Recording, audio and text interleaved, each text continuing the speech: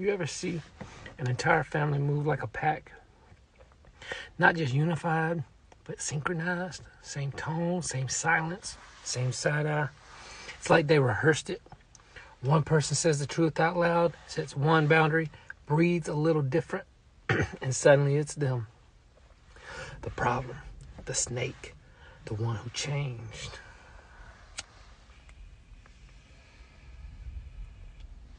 No, let's pipe up about that.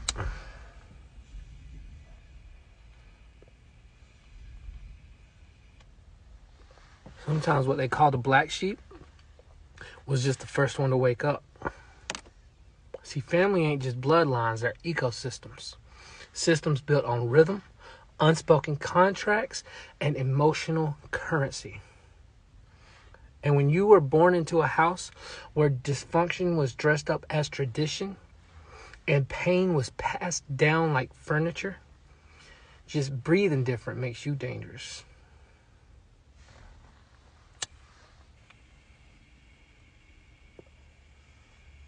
I'm working on the pipe, y'all. Leave me alone. The moment you choose to heal, you disturb their peace. And their peace, it was built on your silence.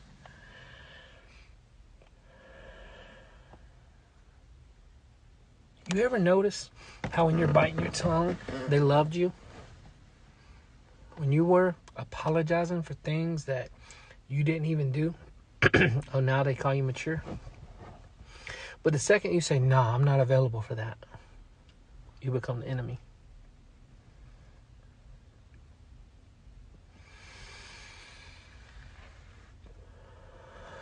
Let me say this with my chest. You didn't ruin the family. You just refused to let the wound fester. And that's all it takes. You were cast in a role. A scapegoat, a fixer, a peacekeeper. The moment you tried to write your own script, they threw you off the stage. But here's the twist. You were never free as long as you were performing.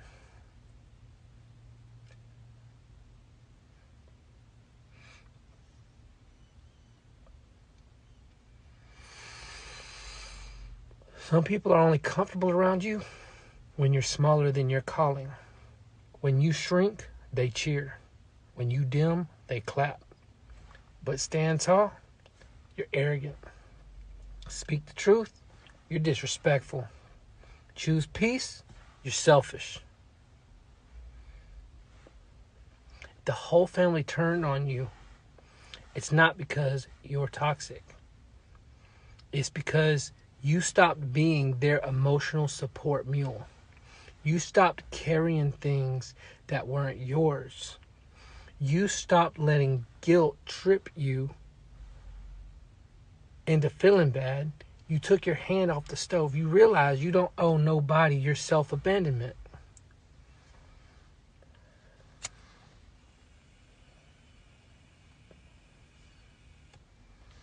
That moment, that decision, that's your spiritual emancipation. Because the healthiest person in a toxic family always looks like the villain. They'll weaponize history. Oh, I did everything for you. They will gaslight. You're being dramatic. They'll freeze you out. We just need space from your energy. Nah. What they need space from is the mirror you became. I couldn't bear to look in it. You tried. Don't forget that. You sent the long text, the essays. You showed up. You begged for resolution that they weren't ready to give. But sometimes, the apology you need is the one they'll never give. And the closure you're looking for, it comes the day you stop reopening that door just to prove your heart.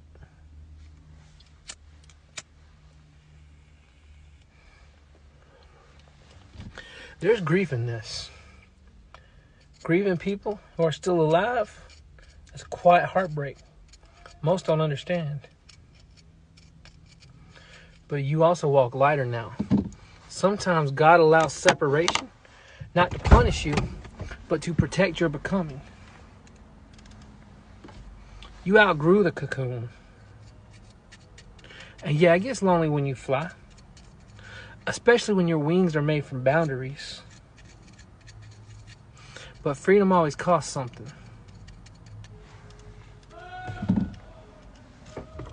Ooh. So what do you do now? You build family from alignment, not just DNA. You love them from a distance if you must. You pray for them without putting yourself back in harm's way. You stop bleeding to make them comfortable. And you remember, you're not hard to love. You were just in a house that mistook obedience for affection.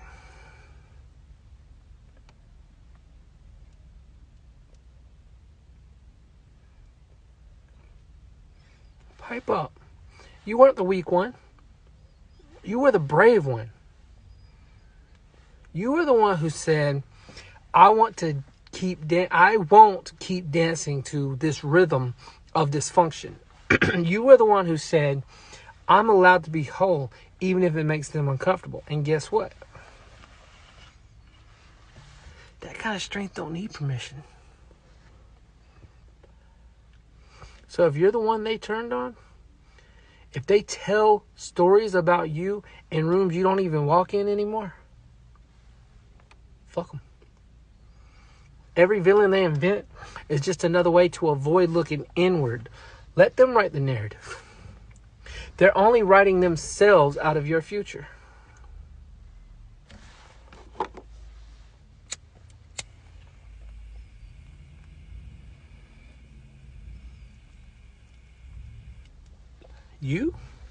You're building something.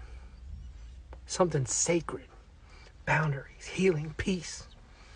A life where you don't perform for love. You just receive it. And maybe one day they'll wake up. Maybe not. But your job ain't to wake them. Your job is to keep yourself awake. And you are. Pipe up.